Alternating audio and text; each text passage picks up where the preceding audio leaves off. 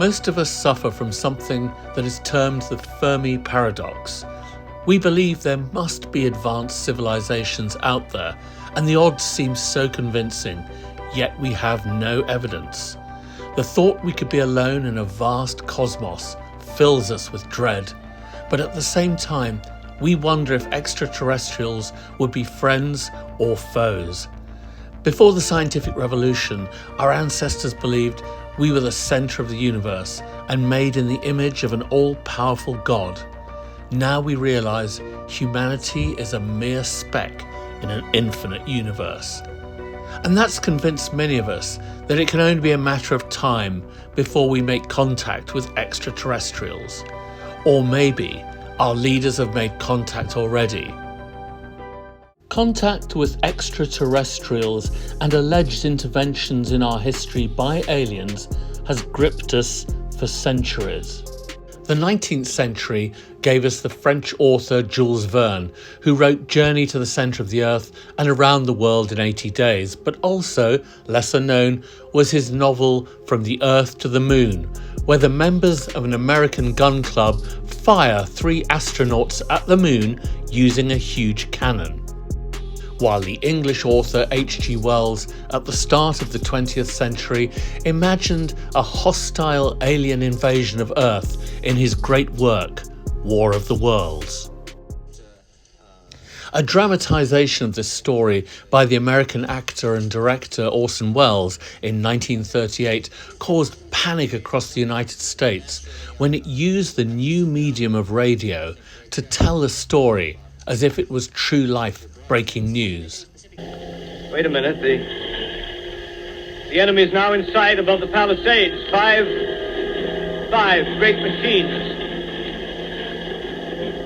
First one is crossing the river. I can see it from here, wading the Hudson like a man wading through a brook. Journalists swarmed around Orson Welles afterwards, who claimed to be surprised that his broadcast had terrified the nation. It revealed the awesome power of the media and the fascination with aliens intervening in our lives. Just a few short years later, in the 1940s, US pilots during the Second World War reported seeing fireballs accompanying their aircraft, which came to be known as Foo Fighters, a term later adopted by a famous rock band. Then in 1947, US Army officers were reported to have recovered what looked like debris from a crashed weather balloon, but an Army press release also mentioned a flying disc.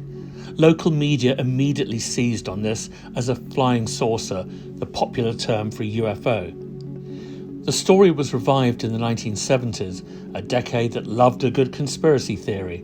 And in 1980, the Roswell Incident claimed that alien craft had been flying over New Mexico, spying on nuclear weapons activity when it was hit by lightning. The UFO crashed, killing all the aliens on board. Since then, other accounts have increased the number of UFOs involved and the number of aliens. It's also popularised the idea of secret experiments being conducted on extraterrestrials. The US government dissecting aliens, alive or dead, in secret operating theatres. The dissecting of an alien has become an iconic image in relation to Roswell, which now has a museum featuring that claimed alien autopsy in waxwork.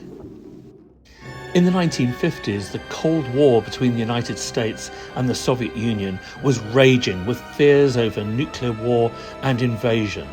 America saw itself as a bastion of democracy and free enterprise against the communist USSR.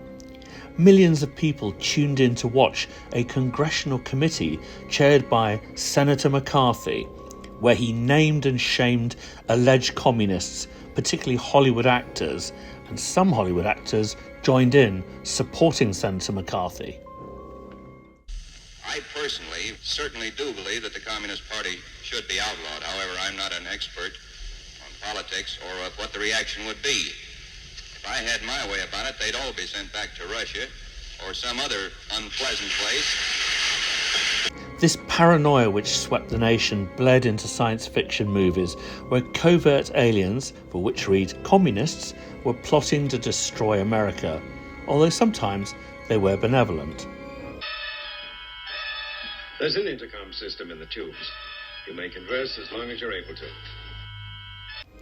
More often they were hostile, and the idea of abductions and invasive experiments being conducted on humans was born.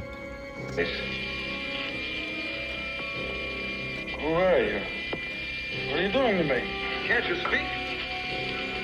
Some of this horror committed by aliens may have reflected the news footage that came out of the Nazi concentration camps at the end of the Second World War, revealing terrible experiments on inmates. Since the 1950s, pseudo-religious views have emerged in which aliens have replaced God or the gods as the creators of humanity in some kind of weird genetic experiment. This obviously runs counter to the accepted theory of evolution and how we went from being primates to humans. Unless, of course, you think that aliens intervened at some point in our primate past to accelerate our development, introducing us to new and sometimes deadly technology.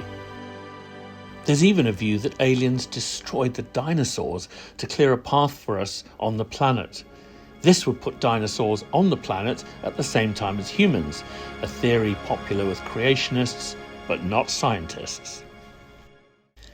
If the gods were aliens, of course that would neatly explain many of the miraculous stories in scripture. Angels become galactic beings sent to mediate with humans and keep them on the right path. Moses is guided to the promised land by UFOs, and aliens help him part the Red Sea. It puts a whole new perspective on the story of Noah and the flood. The Bible mentions God needing to get rid of a race of giants called the Nephilim.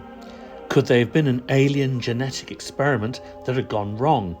The flood being a way of rebooting the planet and starting all over again. The replacement of conventional organised religion by UFO-based belief systems has gathered pace since the heady days of the 1960s. It tends to borrow from the Abrahamic religions the idea of a specific moment in time when humans were created, the arrival of prophets, and end times with a judgment day of some kind, but it gives all of this an extraterrestrial veneer. However, with the Heaven's Gate cult in the 1990s, this ended very tragically. Cult leader Marshall Applewhite blended a crude rendition of Gnosticism with UFOs, calling on members to reject their earthly bodies and become immortal extraterrestrial beings. I'm here to offer you, as these are, an opportunity to know the truth so that if you can connect with it at any level, then you might survive the respading or the recycling that is about to occur. What Applewhite really meant was, in effect, commit mass suicide. On the 26th of March 1997, 39 Heaven's Gate members were found to have done exactly that, believing they could hitch a ride on the approaching Hale-Bopp comet. The entry ticket to extraterrestrial bliss was a lethal mix of phenobarbital, apple juice, and vodka. The idea of beings from another world having influenced humanity in the distant past has huge appeal. That extraterrestrials kick-started the great civilisations and shared their technological expertise. Back in 1968, Erich von Däniken published his major work, Chariots of the Gods. He pointed to ancient artefacts, from the Nazca Lines to the human figures on Easter Island, as proof that aliens had influenced the development of early human societies. Däniken, by the way, thought that the Nazca Lines could be landing strips for alien spacecraft visible from high altitude. So influential was his book in the 1970s that it led to a bitter battle between von Däniken and the academic world, who rubbished the idea of ancient astronauts making contact with Neolithic and Bronze Age humans. The pyramids of Giza are often cited as a strong case for alien intervention in the past. In a nutshell, they couldn't possibly have been built by Bronze Age humans. There had to have been an intergalactic helping hand. This drives the Egyptian authorities mad. They take to Twitter and the mainstream media regularly complaining that it was their intrepid and very human ancestors, through plenty of trial and error, who constructed the pyramids, and not aliens from outer space. But others point to the alignment of the pyramids with the stars in Orion's belt. They analyse the sheer volume of stones and craftsmanship that it took to create these monster structures back in 2500 BC. And they conclude aliens must have been involved.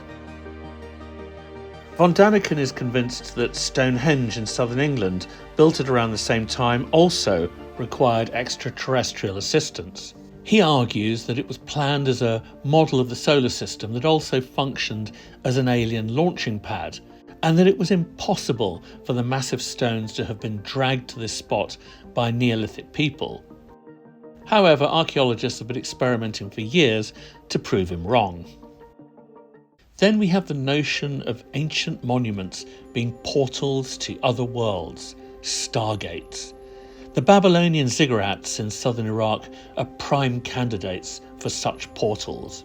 This has led to a long-running social media-driven conspiracy theory that the real reason the United States invaded Iraq to topple Saddam Hussein was because he had access to these ancient Stargates, and there was a danger he could get hold of alien weaponry. Needless to say, the Pentagon has not confirmed this. It's not just ancient monuments that are deemed to have alien connections, but ancient rulers as well, the pharaohs in particular. The physical appearance of the pharaoh Akhenaten has always excited interest. Some believe he had a medical condition, such as Marfan syndrome, or that his elongated head and limbs were an artistic affectation. But others believe it's proof of his alien heritage. However, critics have argued that turning the pharaohs into aliens and the pyramids into extraterrestrial structures doesn't just undermine the achievement and stature of the ancient Egyptians, but could even be racist. It assumes that non-Western civilizations just weren't up to these kind of great tasks in the past. History books in the old days used to present colonial powers like Britain and France as benevolent bringers of civilization and technology to the developing world. So have we just replaced the colonial powers with aliens? To the present day, and some UFO theorists believe the US government has a deep state running a covert space program that includes working with on-side aliens. Predictably, UFO theories have been blended together on social media with questionable views on COVID, as well as the Illuminati and even 5G. There's even a theory that the US government has had diplomatic relations with aliens for decades, and that even includes forming extraterrestrial political alliances. Professor Michael Salla has described a phenomenon he calls exopolitics, the public policy impact of contact with extraterrestrials. He stated that every war since the 1930s has been in response to secret interactions between aliens and our governments, and in December 2021, he claimed that what he termed global elites, or the cabal, had gone to Antarctica to surrender to what he termed extraterrestrials and the Earth Alliance. This was apparently confirmed in a call put into the Intergalactic Federation, a representative called Uma, as well as an alien called Thor Han Eredyon of the Galactic Federation of Worlds. Some assert that top-level human-alien interactions have led to secret research facilities where alien technology is being reverse-engineered by scientists. The late Philip Schneider, who claimed to have been employed by the US government, believed that there had been a long-standing relationship between politicians and aliens to exchange tech. This has led to unproven accusations that NASA and the US military are aware of UFOs and have photographic evidence, but either bury or destroy it. Needless to say, this is hotly denied. as are claims from even a former Canadian government minister that much of our existing technology is alien-based. Apparently we've been denied more of this otherworldly know-how because we keep deploying it violently. For example, using nuclear physics to drop atom bombs on Japan in 1945 doesn't seem to have gone down very well with our alien overlords. A military base called Area 51 has become notorious as offering possible proof for covert government and alien interaction. This secret base in Nevada has been a source of many UFO sighting stories, but is there a logical, non-extraterrestrial explanation? Area 51 was set up by President Eisenhower in the early 1950s to develop cutting-edge aerial spying technology to keep a closer eye on the communist Soviet Union. A project, codenamed Aquatone, developed the U-2 spy plane, which flew at extremely high altitudes for the time, up to 60,000 feet. Now, this was kept strictly under wraps, especially as there were known to be Soviet spies operating within the United States. Not only members of the public, but also fighter pilots reported strange sightings far above. The government either said nothing or ascribed them to weather balloons. However, in later decades, information about the U-2 project became public, and that should have been the end of the matter. However, the rumours of alien craft continued.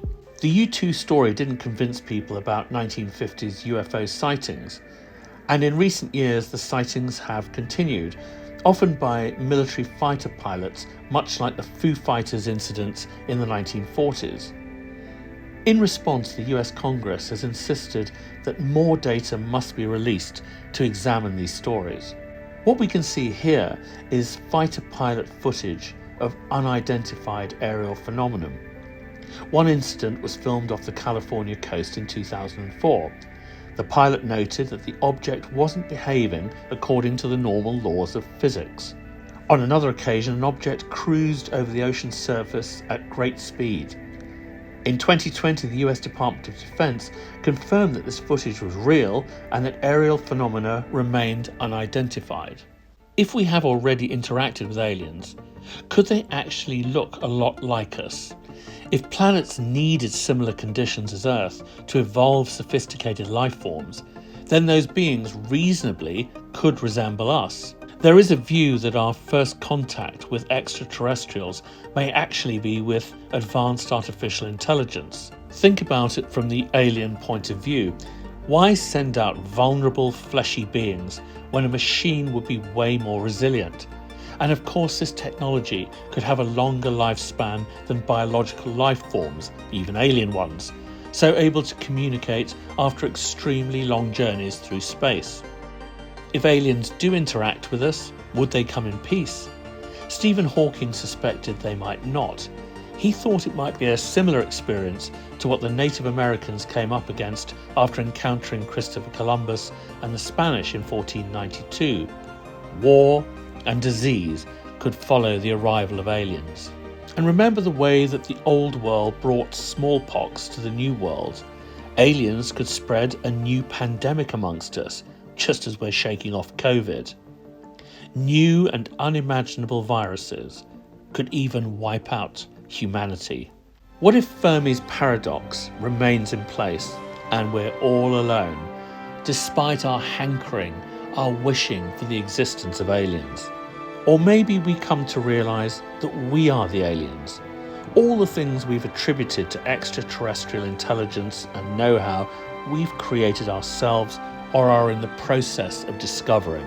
We've just projected our hopes and fears for the future onto beings we don't even know exist. The truth being that we are everything we've characterised as out of this world. We're inventive, capable of mass destruction, and endlessly inquisitive. Tell me what you think about life out there and your own experiences. Have you interacted with aliens? Is there really life out there on other planets?